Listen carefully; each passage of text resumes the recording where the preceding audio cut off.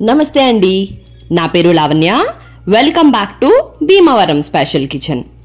ఈరోజు నేను మీకు ఎంతో మెత్తగా ఉండే బొబ్బట్లని ఈజీగా మంచి టిప్స్తో ఎలా చేసుకోవాలో చూపిస్తున్నానండి. నేను చెప్పే టిప్స్ అండ్ ప్రొసీజర్ని ఎక్కడా కూడా స్కిప్ చేయకుండా చేయండి. మీరు కూడా ఇదే విధంగా ఇలాంటి మెత్తని బొబ్బట్లని తయారు చేసుకోవచ్చు. చల్లారిపోయిన తర్వాత కూడా బిగుసు పడకుండా ఎలా చేసేసుకోవాలో ఈ బొబ్బట్లని చూసేద్దాం. రెసిపీలోకి వెళ్లే ముందు ఒక చిన్న లైక్ ఇవ్వండి. దానివల్ల ఈ వీడియో ఇంకొక నలుగురికి షేర్ అవుతుందన్నమాట. మరి దీన్ని ప్రాసెస్ ఏంటో చూసేద్దామా? ముందుగా ఒక మిక్సింగ్ బౌల్ తీసుకుని దాంట్లోకి ఒక కప్పున్నర దాకా మైదా పిండిని వేసుకోండి. ఫస్ట్ టైం చేసే వాళ్ళైతే ఇంకాస్త మైదా పిండిని వేసుకోండి. అలవాటు ఉన్న వాళ్ళైతే మైదా పిండి కరెక్ట్గా అడ్జస్ట్ చేస్తారు. కలర్ కోసం చిటికెడు పసుపు వేసుకుని అలానే ఒక పావు టీ స్పూన్ సాల్ట్ కూడా వేసుకోండి. ఎంత స్వీట్ చేస్తున్నా పై పిండిలో స్వీట్ ఉండదు కాబట్టి సాల్ట్ కంపల్సరీ వేసుకోవాలి.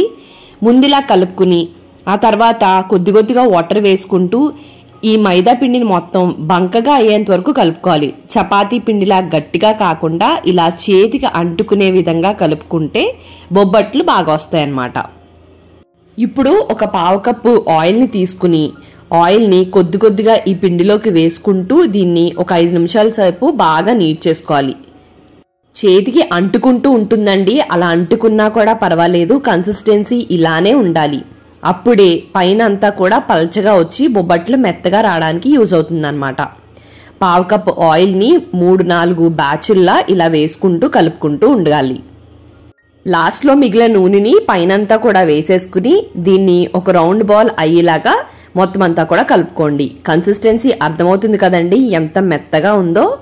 ఈ విధంగా రౌండ్గా చేసేసుకున్న తర్వాత పైన ఒక టీ స్పూన్ ఆయిల్ వేసుకుని దీన్ని ఒక 2 గంటల సేపు అయినా సరే పక్కకు పెట్టుకోవాలి. ఇలా మైదా పిండి నానితేనే బాగుంటుంది. గుర్తుంచుకోండి, మనం ఎంత ఆయిల్ వేసేసినా సరే ఈ మైదా పిండి పీల్ చేసుకుంటుంది అన్నమాట. ఇప్పుడు దీన్ని పక్కకు పెట్టేసుకుని ఒక కుక్కర్ని తీసుకుని దాంట్లోకి ఒక కప్పు పచ్చిశనగపప్పుని వేసుకోండి. బొబ్బట్లు నేను పచ్చిశనగపప్పుతో చేస్తున్నాను. ఇప్పుడు వీటిని ఒక 3-4 సార్లు శుభ్రంగా వాష్ చేసేసుకుని ఇలా కడుక్కున్న పచ్చిశనగపప్పులోకి 2 కప్పుల దాకా వాటర్ని పోసుకుని ఒక అరగంట సేపు నానబెట్టుకోండి. నానబెట్టుకుని టైం లేకపోతే మరొక 1/2 కప్ వాటర్ని పోసుకోండి. నేను ఒక అరగంట పాటు పక్కకు పెట్టానండి. ఆ తర్వాత స్టవ్ని ఆన్ చేసి కుక్కర్ని స్టవ్ మీద పెట్టుకుని మీడియం ఫ్లేమ్లో 4-5 విజిల్స్ రానివ్వండి. విజిల్స్ వచ్చి వేపర్ మొత్తం పోయిన తర్వాత ఒక బౌల్లోకి ఒక స్ట్రైనర్ని పెట్టుకుని ఈ శనగపప్పు మొత్తం అంతా కూడా డ్రైన్ చేసేసుకోండి. వాటర్ మొత్తం అంతా కిందకి వెళ్ళిపోవాలండి, మరీ ఎక్కువసేపు ఏం అవసరం లేదు. ఒక 2-3 నిమిషాలు పక్కకు పెడితే సరిపోతుంది. ఇలా వాటర్ మొత్తం కిందికి వచ్చేసిన తర్వాత ఈ శనగపప్పుని మిక్సీ జార్లోకి వేసుకుని దీన్ని మెత్తగా గ్రైండ్ చేసుకోండి. ఆ వాటర్ పడే అవసరం లేదండి, పప్పుచారు లేదా రసం చేసుకున్నప్పుడు వేసుకోవచ్చు. ఇలా మెత్తగా గ్రైండ్ చేసి పెట్టుకున్న శనగపప్పుని ఒక ప్యాన్లో వేసుకుని ప్యాన్ని స్టవ్ మీద పెట్టుకుని ఇప్పుడు దాంట్లోకి ఒక కప్పు బెల్లం పౌడర్ని కూడా దీంట్లోకి వేసేసుకుని అలానే 2 టీ స్పూన్ల నెయ్యిని కూడా వేసుకుని దీన్ని మొత్తం అంతా కలిసేలాగా కలుపుకుంటూ సిమ్లో పెట్టుకుని దీన్నంతా కూడా కుక్ చేసేసుకోండి. 5 నిమిషాల పాటు కలుపుతూ బాగా కుక్ చేస్తే ఇది బాగా దగ్గరికి అవుతుందండి. అంటే ఈ విధంగా అయితే సరిపోతుందన్నమాట. బొబ్బట్లలోకి నెయ్యి ఎంత ఎక్కువ వేస్తే అంత రుచి బాగా పెరుగుతుందన్నమాట. మనం కొద్దిగా ఈ శనగపప్పు మిశ్రమం తీసుకుని చూసారు కదండి, ఈ విధంగా ఉంటే పర్ఫెక్ట్గా రెడీ అయిపోయినట్టు. ఇప్పుడు దీన్ని పక్కకు పెట్టుకుని పూర్తిగా చల్లారనివ్వండి. ఇది ఇప్పుడు పూర్తిగా చల్లారిన తర్వాత దీంట్లోకి ఒక పావు టీ స్పూన్ దాకా యాలకుల పొడిని వేసుకుని చేతికి కొద్దిగా నెయ్యి అప్లై చేసుకుని ఇదంతా కలిసేలాగా మరొకసారి బాగా కలిపేసుకుని ఒక ఉండలాగా చేసుకుని పక్కకు పెట్టుకోండి. ఇలా ఉండలాగా చేసుకున్న దాంట్లోంచి మళ్ళీ చేతికి నెయ్యి అప్లై చేసుకుంటూ చిన్న చిన్న ఉండల్లాగా చేసుకుని వీటిని రెడీ చేసేసుకోండి. ఇదే విధంగా మిగతా వాటిలన్నిటిని కూడా ఇలా బాల్స్ లాగా చేసుకుని మూత పెట్టుకుని పక్కకు పెట్టుకోండి. లేదంటే పైనంతా కూడా ఆరిగిపోయి గట్టిగా అయిపోతుందన్నమాట. ఆ తర్వాత మనం ముందుగా రెడీ చేసి పెట్టుకున్న మైదా పిండిని తీసుకుని మరొకసారి అటు ఇటు కలిపేసుకోండి. ఇలా కలుపుకున్న తర్వాత మనం ఇందాకడ శనగపప్పు ఉండ చేసాం కదండి, దానికన్నా చిన్న సైజు బాల్ని మైదా పిండితో ఒకటి రెడీ చేసేసుకోండి. దానిని ఇప్పుడు కొద్దిగా చక్కగా రౌండ్గా చేసుకుని ఆ తర్వాత ఒక బటర్ పేపర్ని తీసుకుని దానిపైన నెయ్యిని అప్లై చేసుకోండి. బటర్ పేపర్ లేకపోతే ఏదైనా పాలిథీన్ కవర్ కానీ ఆయిల్ ప్యాకెట్ కవర్ కానీ ఏదైనా తీసుకుని ఇలా చూపిస్తున్న విధంగా ఆ బాల్ని ఇలా రౌండ్గా కొద్దిగా ఫ్లాట్గా చేసుకోండి. ఇప్పుడు మనం ముందుగా రెడీ చేసి పెట్టుకున్న పూర్ణం బాల్ని కూడా తీసుకుని ఇదే విధంగా ఫ్లాట్గా చేసుకుని ఇప్పుడు మైదా మీద పెట్టుకుని దానిని ఇప్పుడు ఫుల్గా కవర్ అయ్యేంత వరకు కూడా చూపిస్తున్న విధంగా చేసుకోండి. రౌండ్ బాల్ని చేసేదానికన్నా ఇలా ఫ్లాట్గా చేస్తే మైదా పిండి పూర్ణం అన్ని వైపులా కూడా ఈక్వల్గా వస్తుంది. మైదా పిండి ఎక్కడా కూడా ఎక్కువ అయ్యే ఛాన్సెస్ ఉండవు ఈ విధంగా చేస్తే. ఇలా చేసిన తర్వాత ఎక్స్ట్రాగా ఉన్న మైదా పిండిని తీసేసుకోండి. ఇప్పుడు దీన్ని బటర్ పేపర్ మీద పెట్టుకుని ఇలా చేత్తో ఫ్లాట్గా అయ్యేంత వరకు అద్దుకోండి. ఇలా చేసుకోవడానికి కొద్దిగా ఇబ్బందిగా అనిపిస్తే మరొక బటర్ పేపర్ని తీసుకుని దానిపైన ఇలా పెట్టేసుకుని బటర్ పేపర్ని ఒకవైపుకు తిప్పుతూ అలానే చేత్తో బొబ్బట్ని ఇలా ఒకవైపుకి అనుకుంటూ చేసుకుంటే ఫ్లాట్గా చాలా చాలా నీట్గా వస్తుందన్నమాట.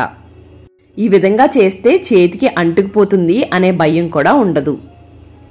ఇలా ఫ్లాట్గా చేసేసుకున్న తర్వాత పైన పెట్టిన బటర్ పేపర్ని రిమూవ్ చేసేసుకోండి. సో చూసారు కదండి, ఇంత థిక్నెస్ ఉంటే సరిపోతుంది. మరీ లావుగా కాదు, మరీ సన్నంగా కాదు. ఈ విధంగా అయితే బొబ్బట్టు పర్ఫెక్ట్గా వస్తుందన్నమాట. ఇలా రెడీ చేసుకున్న దాన్ని కాల్చుకోవాలి. ఈ లోపు మరొకటి ఎలా ప్రిపేర్ చేసుకోవాలో చూపిస్తున్నానండి. మైదా పిండి ముద్దను తీసుకుని దాన్ని కొద్దిగా ఫ్లాట్గా చేసుకుని ఆ తర్వాత ముందుగా రెడీ చేసి పెట్టుకున్న శనగపప్పు ముద్దను కూడా తీసుకుని దాన్ని ఫ్లాట్గా చేసేసుకుని ఆ తర్వాత మైదా పిండితో ఫుల్గా కవర్ చేసి ఎక్స్ట్రా ఉన్న మైదా పిండిని రిమూవ్ చేసేసుకోండి. ఆ తర్వాత దీన్ని మళ్ళీ బటర్ పేపర్ మీద పెట్టేసుకుని కొద్దిగా ఫ్లాట్గా అద్దుకుని ఆ తర్వాత పైన బటర్ పేపర్ పెట్టుకుని బటర్ పేపర్ని ఒకవైపుకి తిప్పుతూ లోపల ఉన్న ముద్దని ఒకవైపుకి తిప్పుతూ చేస్తే ఇలా చక్కగా బొబ్బట్లు రెడీ అవుతాయి అన్నమాట. ఇప్పుడు వేయించుకోవడం కోసం స్టవ్ని ఆన్ చేసుకుని ఒక ప్యాన్ని పెట్టుకుని దాన్ని మీడియం ఫ్లేమ్లో హీట్ చేసుకోండి. హీట్ అయిన తర్వాత దాన్ని హై ఫ్లేమ్లోకి పెట్టుకుని జాగ్రత్తగా బటర్ పేపర్లో ఉన్న బొబ్బట్ని ప్యాన్ మీదకి వేసేసుకుని ఒకవైపు నెయ్యి అప్లై చేసుకుని దాన్ని అంతా కూడా స్ప్రెడ్ చేసుకుని వెంటనే దాన్ని రెండో వైపుకి తిప్పేసుకోండి. ఇదంతా కూడా మీడియం టు హై ఫ్లేమ్లో చేసుకోవాలండి. ఎందుకంటే బొబ్బట్లు ఎక్కువసేపు పెనం మీద ఉంటే గట్టిగా వచ్చేస్తాయి అన్నమాట. అందుకోసం వెంటనే కాల్చుకోవాలి. పైనున్న మైదా పిండి లేయర్ కూడా చాలా పలచగా ఉంటుంది కాబట్టి ఎక్కువ టైం ఏం అవసరం లేదు. ఒకవైపు తిప్పుకోవడం నెయ్యి వేసుకోవడం, మళ్ళీ ఇంకొక వైపు తిప్పుకోవడం నెయ్యి వేసుకోవడం, రెండు వైపులా కాల్చుకోవడం అనేది 1 లేదా 2 నిమిషాల లోపే జరిగిపోవాలి. ఇలా రెండు వైపులా చక్కగా వేగిపోయిన తర్వాత తీసేసుకోండి. మనం ఎంత నెయ్యి వేసినా సరే బొబ్బట్లు పీల్ చేసుకుంటాయి. అండ్ ఎక్కువ నెయ్యి వేస్తే బొబ్బట్ల టేస్ట్ కూడా ఇంకా పెరుగుతుందన్నమాట. సో ఇదే విధంగా అన్నిటినీ కూడా చేసుకోవాలి. బటర్ పేపర్ మీద ఉన్న బొబ్బట్టు ఏదైతే ఉందో దాన్ని ప్యాన్ మీదకి వేసుకుని నెయ్యిని అప్లై చేసుకుని రెండో వైపుకి తిప్పుకుని మళ్ళీ నెయ్యిని అప్లై చేసుకుని అలా 1-2 సార్లు అటు ఇటు తిప్పుకుంటే బొబ్బట్లు వేగిపోతాయి.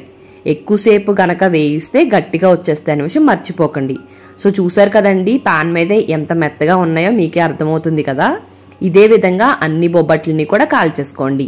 ఎక్కువ హై ఫ్లేమ్లో పెట్టుకునే వేయించుకోండి. మరి వెంటనే మాడిపోతున్నాయి అంటేనే కొద్దిగా ఫ్లేమ్ని తగ్గించి మళ్ళీ హై ఫ్లేమ్లో పెట్టేసుకోండి. అంతే, బొబ్బట్లు రెడీ. మరి మీకు ఈ వీడియో నచ్చినట్టయితే like, comment, share and subscribe to Bhimavaram special kitchen. Thank you అండి. మరి మళ్ళీ వీడియోలో కలుద్దాం.